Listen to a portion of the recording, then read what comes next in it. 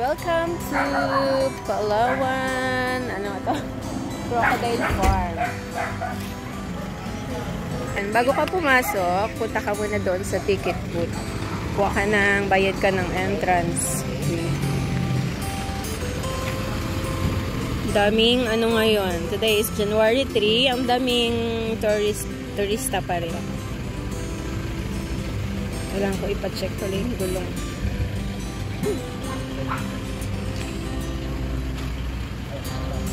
Yan, yung mga papasok.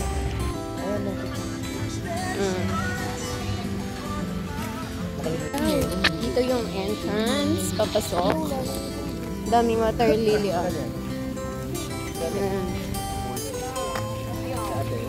Ay, Ate G, 20. Discounted pag bata. 20 lang siya?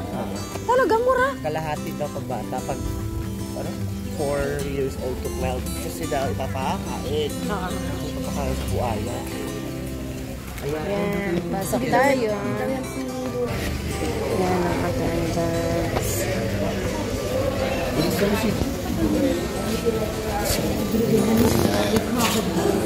You don't find it. We don't Lolo. Hindi, si Lulong. Hindi, pero ito nga yung bago si Lolo. Si Ruro nga daw, si Ruro. Yan. Yan yung balat ng crocodile.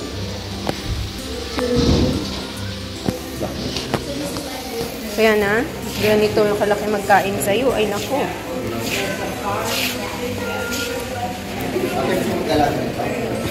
Bakit? Oh, pwedeng pet doon. Sa aquarium, pwede. Gusto sila ni Mochi. Conservation Center that is formerly known as Crocodile Farming Institute. So we're just going to have a 15 to 5 minutes guided tour, and then the rest is already self-guided. The self-guided, that's the reptile house and nature park. Just make sure 1 meter distance to the enclosure of the animals in the area. And if you want to hold it like crocodiles, yes, you can do it. It's at the crocodile holding area. So of course there you will hold the live crocodile. Don't worry, the snout is already taped. So it's already safe for you to hold the crocodile. Takot ka sa crocodile? With just 60 pesos charge, Di ka natatakot? limited pictures to your cell phone and cameras. Kung gusto ko ng libre, baka pumayag po sila. Sabihin lang mo, tatanggalin din nila yung fake ng crocodile.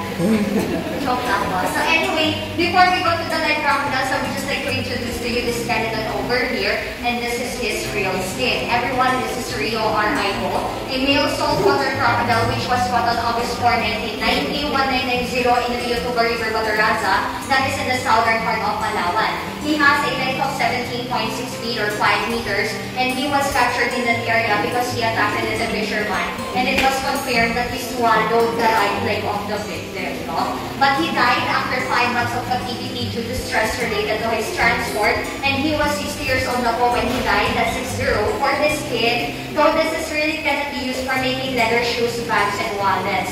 Everyone, the usual skin that are used for those products are the 3 to 5 years old saltwater crocodiles only. Again, Rio po was 60 years old when he died. That's 60 for display. So a lot of the crocodile, I'm sure you still remember him. He was never here in Palawan, and he was not captured here din naman. He was captured in Agusan del Sur in Mindanao in 2011 and died in 2013 due to stress and not stress related to his environment. No? By the way, Lolong is 1 meter longer than Rio over here. 20.3 feet to be exact. No? So our next stop na po will be the hatchling house, and there we will see young crocodiles. This way, please. Thank you. You can come back here after our tour, after mabasa niyo po ang mga information na ito. So here in the Philippines, we only have 2 species of crocodiles. Hindi po tatlo, hindi po isa doon na yung tao, ha? But one is endemic in the Philippines. We have our own. Yan po yung Philippine crocodile, or the Crocodilus mindorensis, which can be only found in the northern part of Luzon and Mindanao areas only. They can grow to up to 3 meters. Please do remember the pattern of their spots on the tail area sa buntot banda, stripes like faded and lighter in color siya because you will see that inside the hatchling house. For the saltwater crocodiles po kasi, Crocodylus porosus, the species of Lolong and Rio, while they're still young, yung pattern ng spots are like polka dots, scattered and much more fine or darker yung spots niya. That's the kind of crocodile that we have here in Palawan, and they are the ones who can grow 6 to 7 meters, especially for the males. No? Again, lolo po is 6 meters, lalaki, alright? Pero hindi mo din po masabi kung girl or boy yung crocodile by just looking at it, because yung genitalia nila is internal, passive side, or pakiramdaman yung genitalia sa loob, no? So anyway, ang mga crocodile dog, once a year lang po ang breeding. Here, we do natural way of breeding. The only artificial po is the incubation, and that's 3 months of incubation period. How many eggs? One clutch of Philippine crocodile po ay maaari magkaroon ng 30 to 40 eggs sa salt water, 40 up to 80. Oh, dami! Oh, pero hindi naman po lahat mapipisa sa wild. Even if it hatches, survival of the fetus na din. Rescue center here in Palawan, that's why we have a quarantine area over there. So of course, that's where we put yung wildlife species na rescue, na confiscate, etc. etc. Once recovered, then survive on its own, release, domesticated, they will just stay here na lang, no? Guys, this is our hatchling house na po. Remember lang, hands off, turn off the flash of your cameras kasi pwede naman mag-picture, and then quiet lang po sa loob, no? Para hindi po sila gaano magambala. Kaya todo chika na ako kanila pa, no?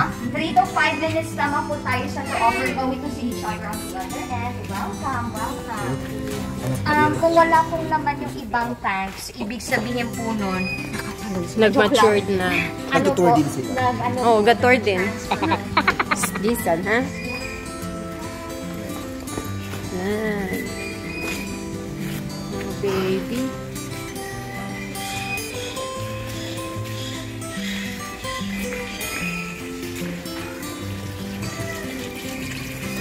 Ilang laman. Ayun. Ayun, guys. Wait lang. Kamay, ha? Ayan niya. Yun siya.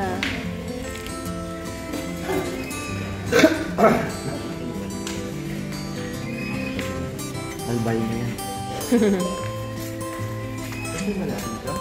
Nakailang balik na kami yan dito.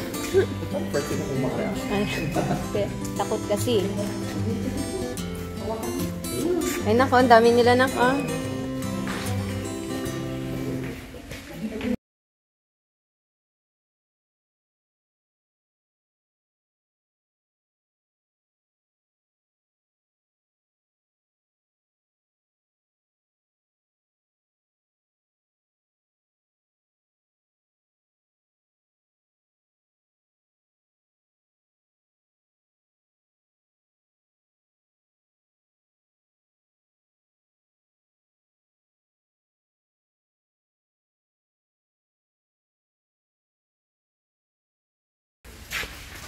Hi!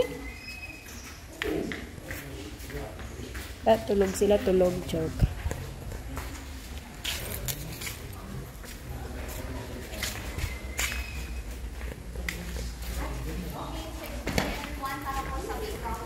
Punta na po tayo sa mga malalaking buhaya.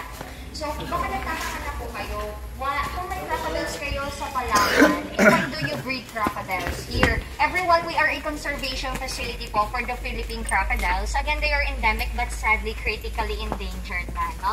And farming and breeding facility for the saltwater crocodiles. Businessman ka or businesswoman, you would like to have your own crocodile farm for commercial purpose like meat products and leather products. This is the only place in the Philippines where you can buy your juvenile saltwater crocodiles. Palalakihin mo yon to make it as your breeder stocks. For example, in Teresa Rizal and Davao City, yung crocodile park po doon, they got their breeder stocks here. Guys, may squirrel tayo dito sa Palawan, ha? This is the Palawan Northern Squirrel yata, or the Southern. Okay? So everyone, by the way, they are really not moving po because they are nocturnal animals, most active at nighttime, just like bats and owls. But it doesn't mean that they're just sleeping, they're just staying alert all the time. Big crocodiles na po pupuntahan natin. Pakiingatan po yung gamit na huwag malaglag sa loob. Pag nalaglag, pwede pa naman po makuha. Hindi ko lang po sure kung buo Matagal pa. lang. Opo, ingat po sa pag-akyat. Ay, Si Ate Jay, papa, ano natin pag nahulog. Alright, so everyone, we have the names of the crocodiles sa taas. If you want to know more about them, you can read those, ha? Yan si So these Aklang. crocodiles that we will see up here, this is the species of Lolong and Rio, saltwater crocodiles. These are all males, mga kalalakihan po sila. And this species can grow 6 to 7 meters. Sana sila din, no? Though they are Si called Moore. saltwater crocodiles, yung water po na ginagamit, it's not saltwater, it's just fresh. They can do both, Ayun mo most lang. especially in brackish ones. The first crocodile on your left side, that one is Mark from Marabahay, Palawan. That is in the southern part. And he was captured in that area because he attacked a person there. Territorial animals po ang mga crocodiles and opportunistic hunters. Ibig sabihin, they cannot really tell the difference between beings. No? So kaya sila nakaka-atake ng mga tao in some areas. But we are of their diet po. Yun ang katotohanan. Okay? So everyone, no matter how big the crocodile is, it swallow yung kanyang malalaking prey ng food. It has to be chopped and then they just swallow their food. By the way, this is one of our longest, no? This one is Makmak, Big Mac. Makmak. A male saltwater crocodile That is which Makmak, an approximate length of 17 feet, 1/7, almost same length as Rio, the skeleton in the breathing area. He is estimated age to his length is more than Yan, 70 si up to Makmak. 80 years old na, no? So everyone, again, ang kanilang pagkain po dito, chicken, fish, pork, beef, once or twice a week only ang feeding because they do have slow metabolism. Ayun siya, oh. So whenever they go underwater, like Kalayaan over here, he's underwater, he is not breathing right now, hindi po sila humihinga. So everyone, pwede pong malunod ang mga crocodiles. But they can hold their breath for a long time. Let's say 12 to 3 hours. That's for the adults. And for the juveniles, 45 minutes. Sana all. I'm sure you've seen a crocodile that has his mouth open, lalo na for Ayun a long siya, time. laki. Ibig sabihin po niyan siya po ay cooling down, nagpapalamig. Kapag nakabuka ang bibig, Si Surigao. nagpapalamig. Okay? So overall, crocodiles are amazing at importante po sa ating ecosystem. If we say we kill them all just because they look scary, our ecosystem will Lalaki, be no? already imbalanced or hindi pantay. Bakit? Anong ginagawa nila? Population control ng mga isda sa areas na may crocodiles. Ang kanilang feces, excrement, or pupo may serve as good fertilizers sa mga aquatic plants sa areas na may buhaya. Breeding season, ang kanilang nest or bugad, pwede Ayun po siya, magsilbing napangaliit. bahay ng mga maliliit na hayop sa area. Pag pinatay mo, kaya mo bang gawin ang kanilang ginagampanan sa ecosystem? Hindi ka sure.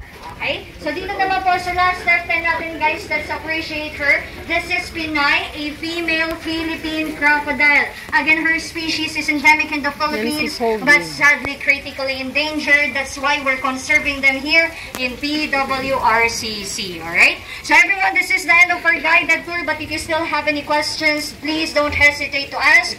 Still have lots of time para makalibot. Snakes and iguanas sa reptile house. Nature Park, Palawan Bearcat, right side of the porcupines, 1 meter distance to the enclosure.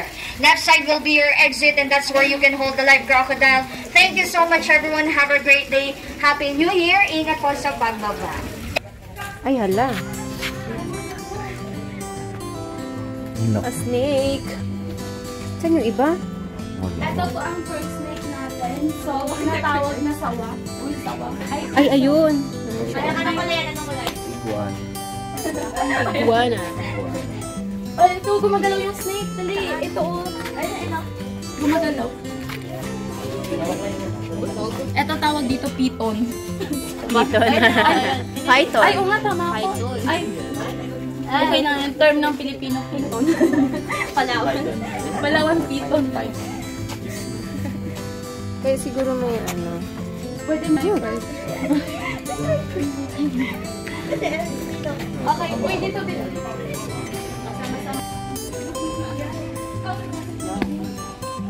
Saan si Kiao? Oh, nung hindi na, ano no? Koy, nung hindi na pandemic at nabagyo. Beautiful nature!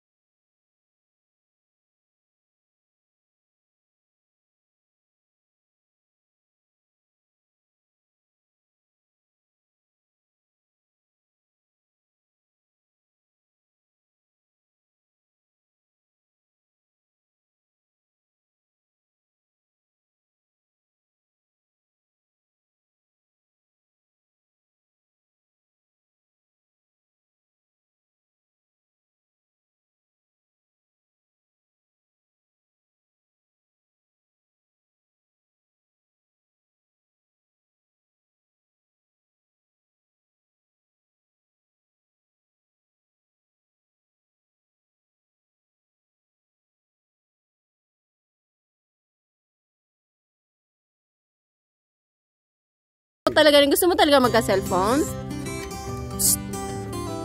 Ha? Mag-tiktok ka muna. Bibigyan kita cellphone. TikTok muna. TikTok ka muna. Bakit?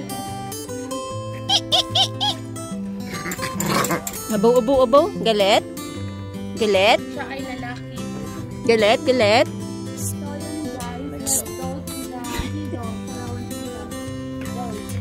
Ano ba?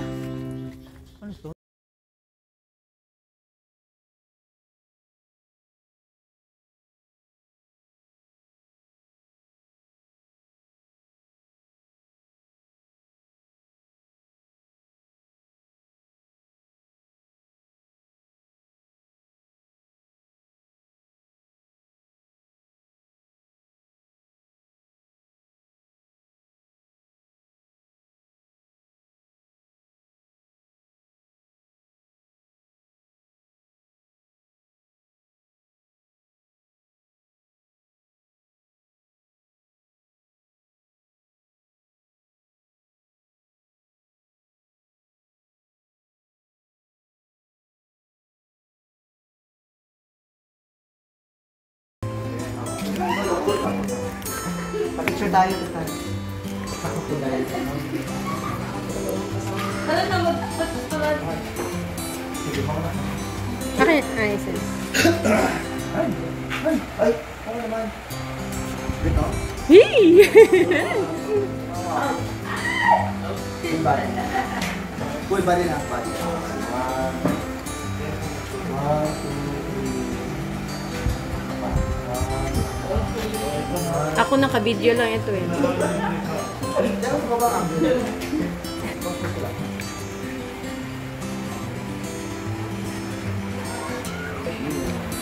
Ate, Huwag mo yan sa akin. gusto mo yung hawakan lang? Hindi, ayoko yan. Nakaliga na. Naka sa kabila. Hawakan mo, dadaan lang. Hawakan mo. Oo, diba lang mo? Ayan, dito ba? Sa may leg. Dito dito. Nanginginig na. Huwag mo bibitawan mo. Picture ka na dito. Sa tip-tip mo. Ayan. Picture. Smile, Ate G. Kiss mo siya. Kiss mo, Ate G. Kiss mo na. Malapit mo lang. Kiss mo na. Ano ka? Smile ka, Ate. Ate G, muna kang... Ganyan lang yun siya kaya? Ganyan lang siya, hindi siya magalis.